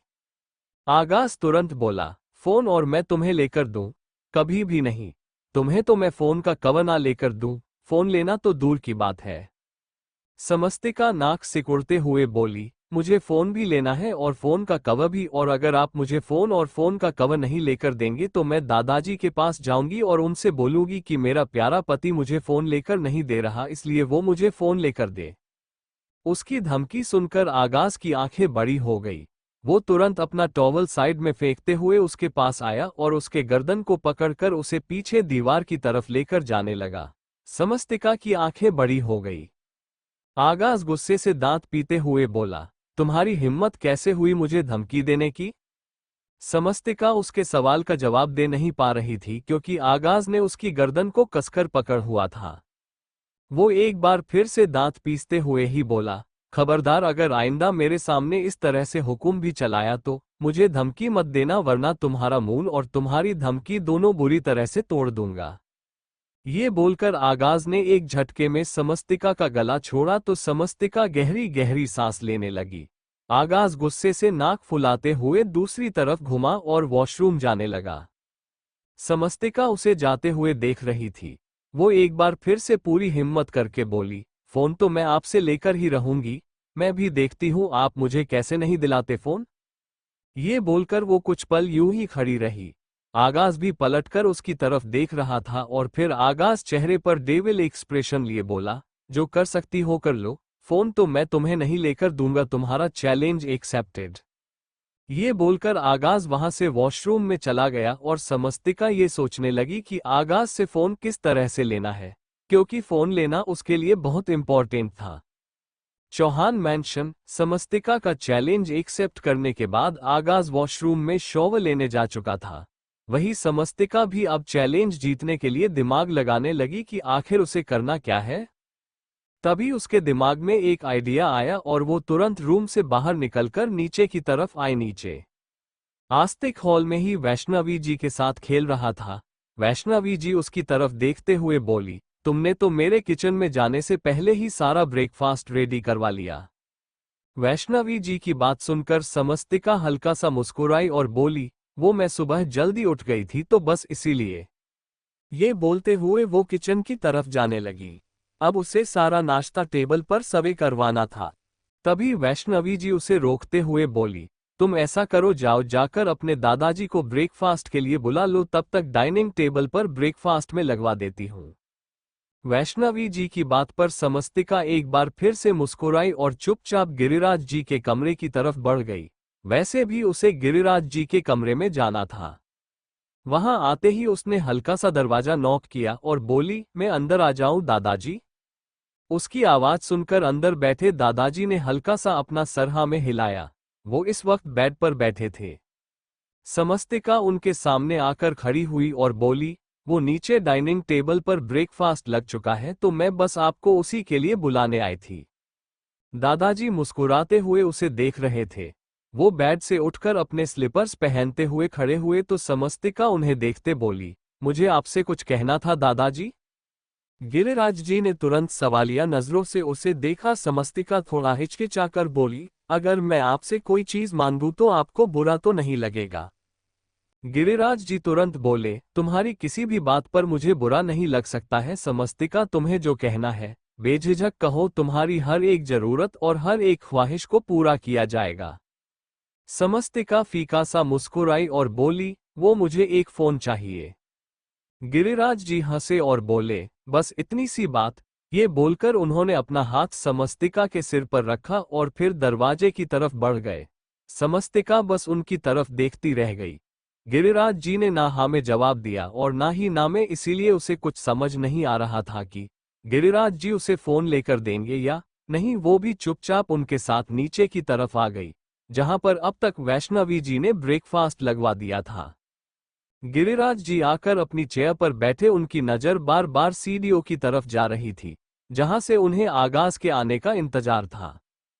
तभी अमांश और दिव्या भी अपने रूम से बाहर निकलकर डाइनिंग टेबल की तरफ आए। उनके आने के बाद समस्तिका थोड़ा सा सहम गई थी। तभी आगाज भी सीढ़ियां उतरते हुए नीचे की तरफ आया और आकर अपनी चेयर पर बैठ गया। जैसे ही उसने अपना खाना शुरू किया, गिरिराज जी तुरंत बोले, मुझे लगता है तुम्हें मेरी कल वाली बात याद नहीं है। मैंने कहा था कि तुम और समस्तिका साथ में खाओगे, तो अकेले खाने का क्या मतलब बनता है। उनकी बात सुनकर आगाज का हाथ तुरंत रुक गया और उसने अपना चेहरा हल्का सा उठाकर समस्तिका की तरफ देखा, जो वही साइड में खड़ी थी। उसे देखते हुए आगाज को गुस्सा आ रहा था, लेकिन गिरिराज जी के सामने दिखावा करते हुए वो मुस्कुराया और समस्तिका की तरफ देखते हुए बोला, जान तुम खड़ी क्यों हो है, आओ ना मेरे साथ बैठो। ये बोलते हुए उसने समस्तिका का हाथ पकड़ लिया और उसे बड़े ही प्यार से चेयर पर बिठाया। समस्तिका भी मुस्कुराई और बोली, चौहान साहब, वो मैं बस आपके लिए जूस लाने गई थी। ये बोलते हुए उसने अपने हाथ में पकड़ा हुआ जूस का गिलास आगाज की तरफ बढ़ाया और उसके साथ बैठकर ब्रेकफास्ट करने लगी। तभी गिरिराज जी आगाज की तरफ देखते हुए बोले, ब्रेकफास्ट करने के बाद तुम्हें ऑफिस जाना होगा, लेकिन उससे पहले तुम समस्तिका के साथ मार्केट जाओगे और उसे फोन दिला कर दोगे। आगाज, जो एक बार फिर से अपना ब्रेकफास्ट करने लगा था, अचानक ही उसके मुंह में जैसे निवाला है गया। वो हैरानी से गिरिराज जी की तरफ देखने लगा। गिरिराज जी मुस्कुराते हुए बोले, इतनी भी जल्दी नहीं है, पहले आराम से अपना ब्रेकफास्ट फिनिश करो, उसके बाद जाना। और समस्तिका बेटा, जो फोन तुम्हें पसंद हो तुम ले लेना। ये बोलकर उन्होंने अपना ब्रेकफास्ट करना स्टार्ट कर दिया था। समस्तिका के चेहरे पर लंबी सी स्माइल आ गई। उसने आगाज की तरफ देखा, जिसने गुस्से से मुठियां कस ली थी। समस्तिका अपना चैलेंज इस तरह से पूरा करेगी, उसे इस बात का अंदाजा नहीं था। आगाज तुरंत बोला, मेरे पास इतना टाइम नहीं कि मैं फालतू के काम करता फिरूं, ऑनलाइन ऑर्डर कर दूंगा, 3-4 दिनों में आ जाएगा। वैसे भी मुझे नहीं लगता यहाँ पर घर में रहते हुए किसी को फोन की जरूरत है। गिरिराज जी तुरंत बोले, बात जरूर की नहीं है, मैंने कह दिया कि समस्तिका बेटा को फोन लेकर दो तो मतलब लेकर दो, और जरूरत तो बहुत सारी चीजों की नहीं होती है, लेकिन तुम लेते हो ना। ये महंगी गाड़ियां और महंगे फार्म हाउस तुमने सिर्फ अपने शौक के चलते लिए हैं, इनकी जरूरत तो हमें आज तक महसूस नहीं हुई। आगाज के चेहरे पर अब और भी ज्यादा गुस्सा झलकने लगा। समस्तिका उसके गुस्से को देखकर गिरिराज जी को रोकते हुए बोली, इतनी भी जरूरत नहीं है दादाजी फोन की, मैं 2-4 दिन वेट कर लूंगी। उसकी बात पूरी होती उससे पहले ही गिरिराज जी बोले, मैंने एक बार जो बात कह दी, मैं बार बार उस पर डिस्कशन नहीं करता। समस्तिका तुरंत चुप हो गई। अमांश और दिव्या समस्तिका की तरफ ही देख रहे थे। आगाज अपना ब्रेकफास्ट कर रहा था। उसने सोच लिया था कि बेशक से गिरिराज जी कुछ भी क्यों ना कहें, लेकिन वो समस्तिका को फोन तो नहीं लेकर देगा। वो अपना चैलेंज नहीं हारेगा। सबका ब्रेकफास्ट खत्म हुआ और गिरिराज जी अपनी जगह से खड़े हुए। तभी आगाज भी अपनी जगह से खड़ा हुआ और ऑफिस जाने के लिए बाहर की तरफ जाने लगा। जब गिरिराज जी ने उसे बिना समस्तिका के ऑफिस में जाते हुए देखा तो तुरंत बोले, हमारा जो वैष्णवी टेलीकॉम इंडस्ट्रीज है, मैं सोच रहा हूं उसे समस्तिका के नाम करवा दूं, तुम्हें कोई प्रॉब्लम तो नहीं है ना वैष्णवी बेटा। वैष्णवी जी ने उनकी बात सुनी तो एक पल के लिए उन्हें हैरानी से देखा, जबकि आगाज का चेहरा गुस्से से कांप रहा था। वैष्णवी टेलीकॉम कोई छोटी मोटी चीज नहीं थी, चौहान अंपायर का काफी बड़ा हिस्सा था। वो ऐसे कैसे उसे समस्तिका के नाम होने दे सकता था। वो समझ चुका था कि गिरिराज जी ये सब क्यों बोल रहे हैं। उसने बिना समस्तिका की तरफ देखे ही कहा, मैं बाहर गाड़ी में तुम्हारा इंतजार कर रहा हूं, तुम्हें फोन लेने जाना है ना, तो प्लीज जल्दी आना, क्योंकि कुछ देर बाद मुझे इंपॉर्टेंट मीटिंग में जाना है, समझ गई ना जानू। ये बोलकर अब उसने हल्का सा पलटकर समस्तिका की तरफ देखा और तुरंत बाहर की तरफ चला गया। समस्तिका उसके गुस्से और उसके इस शांत लहजे को बहुत अच्छी तरह से जानती थी। गुस्सा मतलब ज्वालामुखी फूटना और ये शांत लहजे मतलब और भी ज्यादा गुस्सा जो किसी के संभाले नहीं संभाल सकता। वो तुरंत अपना सरहा में हिलाकर आगाज के पीछे पीछे घर से बाहर की तरफ चली गई, जबकि वैष्णवी जी अब मुस्कुराते हुए गिरिराज जी की तरफ देख रही थी। गिरिराज जी ने आस्तिक को देखा और बोले, आओ तुम मेरे साथ चलो। ये बोलकर जैसे ही उन्होंने अपना हाथ आस्तिक की तरफ बढ़ाया, आस्तिक भी मुस्कुराते हुए उनके साथ उनके रूम की तरफ चल दिया। वैष्णवी जी अपने काम में लग गई और दिव्या और अमांश अभी भी वहीं पर खड़े थे। दिव्या अमांश की तरफ देखते हो बोली, मुझे तो लगता है कि एक एक कर दादाजी सारी चीज ही समस्तिका के नाम कर देंगे और हमें मिलेंगे भीख मांगने के लिए बड़े बड़े कटोरे। मेरा तो चलो समझ में आता है कि मैं उनकी अपनी नहीं, लेकिन तुम तो उनका खून हो, फिर भी तुम्हारे साथ ऐसा बर्ताव, मुझे सच में बहुत तरस आता है तुम पर। ये बोलते हुए उसने चच की आवाज निकली और अपने रूम में चली गई। अमांश चेहरे पर डेविल स्माइल लिए बोला, मैं तो खुद चाहता हूं कि ये सारा कुछ समस्तिका के नाम हो जाए, बाकी जब समस्तिका मेरे पास आए तो उस आगाज के पास एक फूटी कोड़ी भी ना रह जाए, क्योंकि समस्तिका को तो मैं अपने पास लाकर ही रहूंगा। ये बोलकर वो व्यंग्य से मुस्कुराया और बाहर की तरफ चला गया। वहीं दूसरी तरफ समस्तिका आगाज के साथ मार्केट में आ तो गई थी, लेकिन अब उसके पैर कांप रहे थे। मार्केट में काफी ज्यादा लोग थे और लोगों से तो उसे हद से ज्यादा डर लगता था। वो भीड़ को देखकर काफी पैनिक हो जाती थी। पिछले 1 साल में वो जिन हालातों में रही थी, उसके बाद इस वक्त वो हद से ज्यादा नर्वस फील कर रही थी। आगाज ने गाड़ी एक मोबाइल ब्रांड के स्टोर के बाहर रोकी और फिर स्टोर के अंदर जाने लगा, लेकिन जब उसे महसूस हुआ कि समस्तिका गाड़ी से नहीं उतरी तो गुस्से से वो वापस गाड़ी की तरफ आया और समस्तिका की तरफ देखते हुए बोला, तुम्हें अपनी गोद में उठाकर अंदर लेकर जाऊं क्या? उसकी बात सुनकर समस्तिका तुरंत बोली, आप अकेले जाकर फोन ले लीजिए। आगाज चिढ़ते हुए बोला, ओह रियली, यहाँ पर भी तुम्हारी प्लानिंग प्रोटीन चल रही है? तुम चाहती हो कि मैं तुम्हें अपनी मर्जी से फोन लेकर दूं और फिर तुम दादाजी के सामने मुझ पर ब्लेम करो कि मैंने अपनी पसंद का फोन तुम पर थोप दिया। चुपचाप गाड़ी से बाहर निकलो, नौकर नहीं हूं तुम्हारा जो अकेले फोन लेने जाऊंगा। ये बोलकर वो वापस अब स्टोर के दरवाजे की तरफ घूम गया। समस्तिका ने एक गहरी सांस ली और फिर गाड़ी से बाहर निकलकर आगाज के साथ आकर खड़ी हुई। वो जब आगाज के साथ स्टोर के अंदर आई तो उसे और भी ज्यादा नर्वसनेस फील होने लगी। वहीं दूसरी तरफ 2 लड़के उस स्टोर के बाहर से गुजर रहे थे। जब उन्होंने समस्तिका को गाड़ी से बाहर निकलते हुए देखा तो उनमें से एक की आंखें बड़ी हो गई। उसने तुरंत दूसरे को समस्तिका की तरफ देखने का इशारा किया और बोला, अबे पीयूष, ये वही लड़की है ना जो उस रोड पर रहती थी और अब काफी दिनों से ये उस रोड पर दिखाई नहीं दे रही? पीयूष हैरानी से बोला, रोड? कौन सा रोड? कौन सी लड़की? अनिल जल्दी से बोला, अरे वही मंदिर वाला रोड जिसके बाहर वो लड़की रोड पर रहती थी। उसके साथ एक छोटा बच्चा रहता था। अरे यार, जिसके साथ हमने कई बार। वो भी ये बोलते बोलते वो चुप हो गया था, क्योंकि पीयूष उसकी बात का मतलब समझ गया था। पीयूष ने भी अब समस्तिका को गौर से देखना शुरू कर दिया था, लेकिन अब तक समस्तिका अंदर की तरफ जा चुकी थी, पर वो उसका चेहरा देख चुका था। वो तुरंत बोला, अरे हाँ यार, ये तो वही लड़की है, और ये इतनी बड़ी गाड़ी में कहाँ से आई? इसे तो कोई अपनी टूटी फूटी गाड़ी में ना बिठाए, इतनी लग्जरियस और इतनी लंबी गाड़ी में कैसे पहुंच गई है? अनिल तुरंत बोला, ये तो पता लगाना पड़ेगा, आजा चले अंदर। पीयूष तुरंत उसे रोकते हुए बोला, पागल हो गया है क्या? पहले सामने देख कौन से ब्रांड स्टोर में गई है वो। अगर वहां पर जाएंगे ना हम तो लोगों ने हमें चोर समझकर धक्के मारकर हमें बाहर निकाल देना है। अनिल को भी उसकी बात सही लगी, उनकी हालत ही नहीं थी इतने बड़े ब्रांड स्टोर में जाने की। वो कुछ सोचते हुए बोला, लेकिन मैं ऐसे ही इस लड़की को हाथ से नहीं जाने दूंगा। एक आइडिया है मेरे पास, तू चल मेरे साथ अंदर। ये बोलकर उसने तुरंत पीयूष के गले में अपना हाथ डाला और उसे अंदर की तरफ ले गया। अंदर आते ही उनकी नजरें समस्तिका पर टिकी हुई थी, जो आगाज के साथ अपना सर झुका कर खड़ी थी। ऑरेंज कलर की साड़ी में वो इस वक्त बहुत ज्यादा खूबसूरत लग रही थी। उसे देखकर ऐसा लग रहा था जैसे कोई परी सच में आसमान से उतर गई हो। वही सेल्स बॉय आगाज की तरफ देखते हुए बोला, आप हमें बता दीजिए आपको कैसा फोन चाहिए, उसी हिसाब से हम आपको फोन रिकमेंड कर देंगे।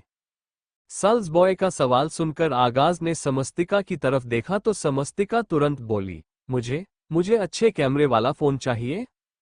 आगाज गुस्से से बोला, क्यों तुम्हें रील्स बनानी है?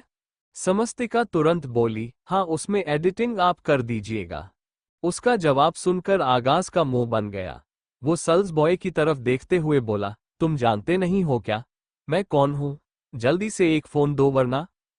समस्तिका उसकी बात सुनते हुए बड़बड़ाकर बोली, बात तो ऐसे कर रहे हैं जैसे इन्हें पूरा इंडिया जानता है। आगाज एटीट्यूड से बोला, ऑफ कोर्स आगाज चौहान हूं मैं, मुझे बच्चा बच्चा जानता है। उसकी बात पूरी होती उससे पहले समस्तिका बोली, भैया आप इन्हें पहचानते हैं क्या? सेल्स बॉय ने अपना सरनामे हिलाया। समस्तिका की अचानक से हंसी छूट गई और सेल्स बॉय का ये कहना कि वो उसे नहीं जानता आगाज को बहुत ही ज्यादा इंसल्टिंग फील हो रहा था। समस्तिका तुरंत बोली, क्या ही बात कर दी आपने भैया, आप इन्हें नहीं जानते। ये आगाज चौहान है, वैसे तो बिजनेस करते हैं लेकिन पार्ट टाइम लोगों की धमकियां देने का काम भी करते हैं। आगाज ने गुस्से से समस्तिका को देखा। उसका गुस्से से लाल होता हुआ चेहरा देखकर समस्तिका की मुस्कुराहट रुकी नहीं रही थी, लेकिन तभी अचानक से उसका चेहरा एकदम से सहम गया। उसके हाथ पैर फूलने लगे थे क्योंकि आगाज के पीछे अनिल और पीयूष आकर खड़े हो गए थे। उसके एक्सप्रेशंस देखकर आगाज की आईब्रो ऊपर की तरफ उठ गई। समस्तिका तुरंत, मुझे कोई फोन नहीं लेना प्लीज, आप चलिए यहां से। ये बोलते हुए वो बाहर की तरफ जाने लगी तो आगाज ने तुरंत उसका हाथ पकड़कर उसे रोका और गुस्से से बोला, तुम्हें मैं पागल दिखाई देता हूं क्या? तुम कभी कहोगी तुम्हें फोन लेना है और तुम दादाजी के पास जाकर ड्रामा करोगी ताकि वो तुम्हें फोन लेकर दे, और अब मैं तुम्हें फोन दिलाने लेकर आया हूं तो तुम फोन लेने से मना करोगी। देखो मैं साफ साफ कह रहा हूं, तुमसे मुझसे पंगा मत लो। ये सब जो तुम ड्रामा कर रही हो ना, 1 मिनट नहीं लगेगा मुझे तुम्हारे इस ड्रामा की धज्जियां उड़ाने में। उसका ये सबके सामने चिल्लाना समस्तिका को और भी ज्यादा डरने लगा। वो अपनी जगह पर खड़ी खड़ी फ्रिज हो गई थी। वो कुछ बोलने को हुई लेकिन उससे पहले ही आगाज इरिटेट होते हैं बोला, यू नो वॉट, गलती मेरी ही है जो मैं अपनी इम्पोर्टेंट मीटिंग छोड़कर तुम्हारे साथ यहाँ पर आया। अब अपने आप चली जाना घर, मेरे पास फालतू लोगों के लिए और फालतू कामों के लिए टाइम नहीं। ये बोलकर वो तुरंत बाहर की तरफ चला गया और समस्तिका वहीं पर खड़ी रह गई। अनिल और पीयूष की नजरें उस पर और भी ज्यादा गहरी हो गई थी और दोनों के चेहरे पर बेशर्मी भरी मुस्कुराहट आ गई थी।